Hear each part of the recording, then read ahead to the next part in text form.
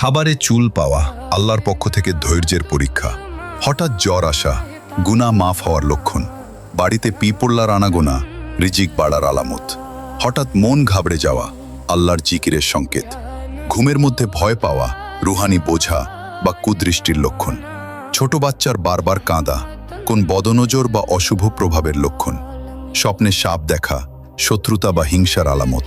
স্বপ্নে বারবার কাউকে দেখা তার জন্য দোয়া বা স্মরণের ইঙ্গিত। বারবার অসুস্থ হওয়া গুনাহের কাফফারা। বাড়িতে মাকড়সার আধিক্য অমঙ্গলের আলামত ধরা হয়। হঠাৎ রিজিক কমে যাওয়া আল্লাহর পক্ষ থেকে পরীক্ষা।